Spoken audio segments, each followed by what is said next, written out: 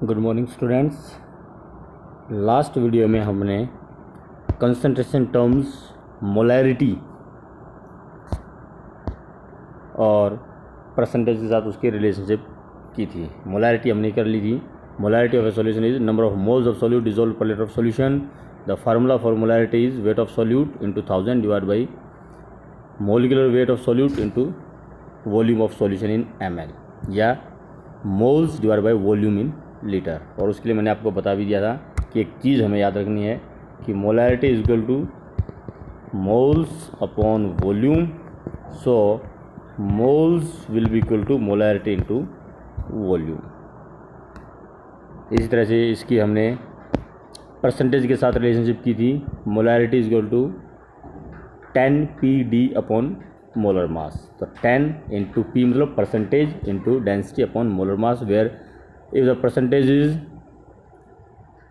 mass by mass percentage, then density will be density of the solution, and if the percentage is volume by volume, then density will be density of solute।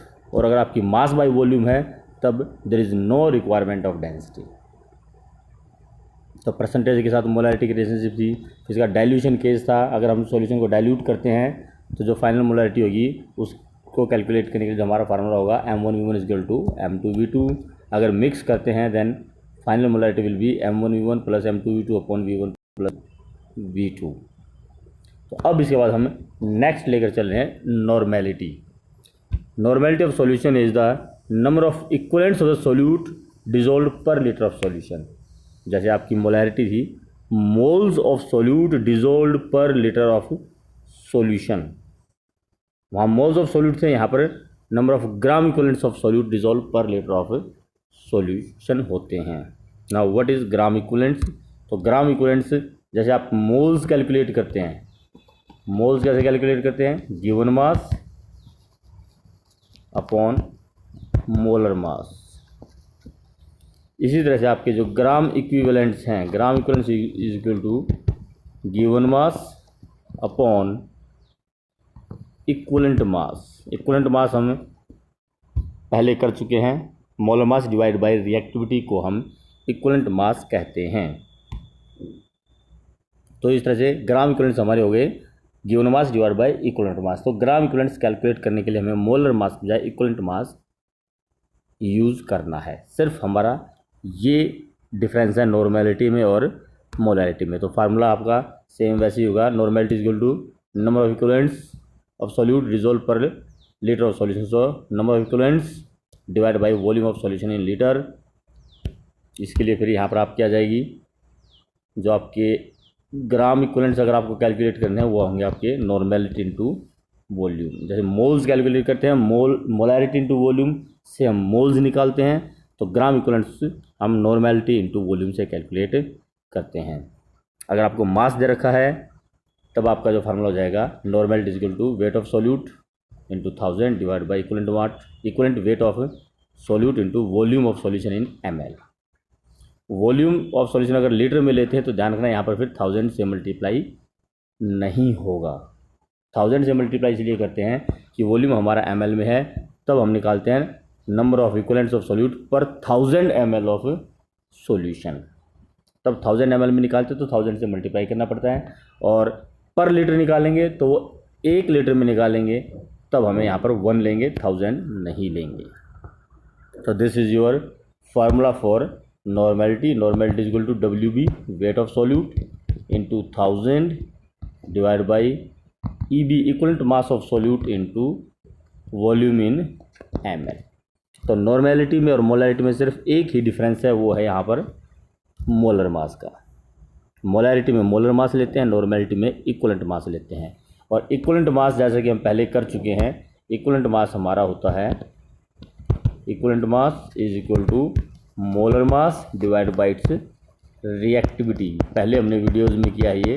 Reactivity में भी basicity of acid है तो number of H ion released by the acid is called its basicity. Reactivity for base will be its acidity means number of OH ion released. Oxidising agent के लिए जो reactivity होती है number of electron gain. Reducing agent के लिए reactivity होती है number of electron lost, ions के लिए उसकी रिएक्टिविटी होती है उस पर चार्ज। तो इस तरह से हम पहले ये चीज़ें कर चुके हैं इक्विवेलेंट मास कैसे कैलकुलेट करते हैं। तो अगर हम यहाँ पर इक्विवेलेंट मास ले लेंगे तो हमारी नॉर्मेलिटी बन जाती है, और अगर हम यहाँ मोलर मास लेते हैं तो वो मोलैरिटी हो जाती है। सपोज कीजिए आपका क्वेश्चन है calculate normality of a solution. Normality आपको कैलकुलेट करनी है 49 gram of H2SO4 is dissolved in 200 ml solution. Normality और मोलैरिटी दोनों कैलकुलेट करनी है। पहली बात, मोलैरिटी अगर आप कैलकुलेट करते हैं तो given mass of solute 49 into 1000 divide by molar mass. Molarity के लिए हम यहाँ पर लेंगे molar mass 98 into 200, so it will be your 5 by 2 means it is 2.5 m solution. और अगर हमें निकालनी है नॉर्मेलिटी, तो नॉर्मेलिटी के लिए हम क्या करेंगे, इक्विवेलेंट मास लेंगे मोलर मास की बजाय। इक्विवेलेंट मास H2SO4 के लिए देखिए ज़रा, H2SO4 का जो इक्विवेलेंट मास है 90 डिवाइड बाई एसिड है basicity, number of HN release. तो सल्फ्यूरिक एसिड जो हमारा 2 HN रिलीज करता है, so divide by 2, equivalent mass आएगा इसका 49। तो यहाँ पर हम 49 लेंगे, 98 नहीं लेंगे। Into 200 so your normality will B 5। तो इस तरह से हमारी नॉर्मेलिटी कैलकुलेट की जाती है। तो नॉर्मेलिटी इस केस में हमारी आई 5N, जबकि मोलैरिटी आई थी 2.5 M, जो अभी एग्जांपल हमने लिया। अब इसमें बात आती है वही आपके डाइल्यूशन केस और मिक्सिंग केस। जैसे आपका डाइल्यूशन केस था, मोलैरिटी अगर आपको कैलकुलेट करनी है डाइल्यूशन केस में, तो वो हमारा फार्मूला था M1V1 इक्वल टू M2V2। तो यहाँ पर आपका फार्मूला रहेगा N1V1 equal to N2V2। Same वही फार्मूला है नॉर्मेलिटी के केस में भी। क्वेश्चन लेते हैं इस पर ज़रा कि 100 ml of 0.5 N solution of HCl is diluted to 500 ml। 100 ml था, उसको डाइल्यूट करके 500 ml कर दिया गया। What is the final normality? तो फार्मूला आपका लगेगा N1V1 इक्वल टू N2V2। पहले नॉर्मेलिटी थी 0.5, वॉल्यूम था 100 ml। अब जो नॉर्मेलिटी क्या हो गई है वो हमें कैलकुलेट करना, जबकि वॉल्यूम डाइल्यूट करने के बाद हो गया 500 ml। So N2 will be equal to 0.5 into 100 divide by 500, 2 0 cancel हो जाएंगी आपकी, and the answer will be 0.1 N। तो इस तरह से हम डाइल्यूशन केस में नॉर्मेलिटी कैलकुलेट करते हैं। जिस तरह से मोलैरिटी में फार्मूला है आपका M1V1 इक्वल टू M2V2, यहाँ फार्मूला लगेगा आपका N1V1 इक्वल टू N2V2।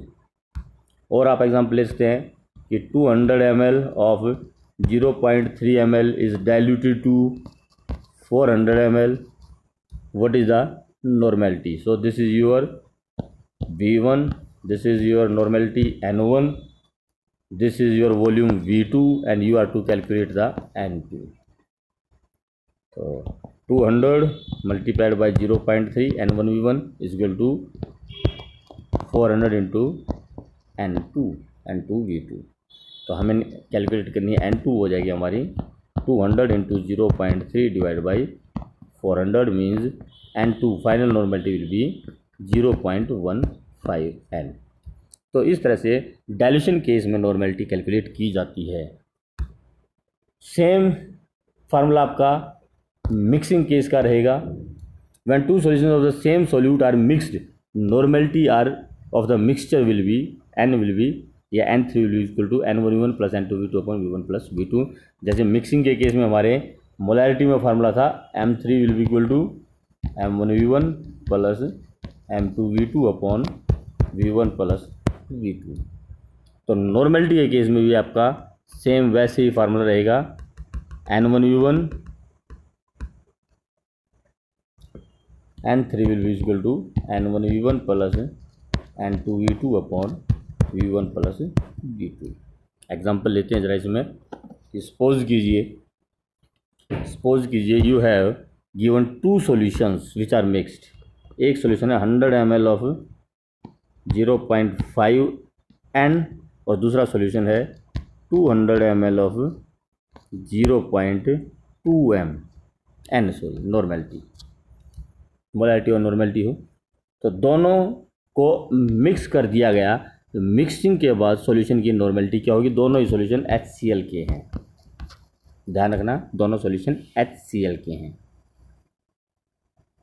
तो ग्राम इक्विवेलेंट्स कितने होंगे? नॉर्मेलिटी हमारी जो होती है वो होती है total gram equivalents divide by total volume. जैसे total moles divide by total volume हमारा मोलैरिटी हमने की थी। अब टोटल ग्राम इक्विवेलेंट्स कितने होंगे? इस सॉल्यूशन में जो ग्राम इक्विवेलेंट्स हैं, इस सॉल्यूशन में ग्राम इक्विवेलेंट्स हैं वो होंगे आपके N1V1 पहले सॉल्यूशन में। दूसरे सॉल्यूशन में ग्राम इक्विवेलेंट होंगे N2V2। टोटल इक्विवेलेंट हो जाएंगे N1V1 plus N2V2 divide by total volume V1 plus V2। तो हमारा सेम वही फार्मूला है, gram equivalents of first solution gram equivalent of second solution divide by total volume. दोनों को add कर दिया, total gram equivalents divide by total volume. तो यहाँ जो हमारा अब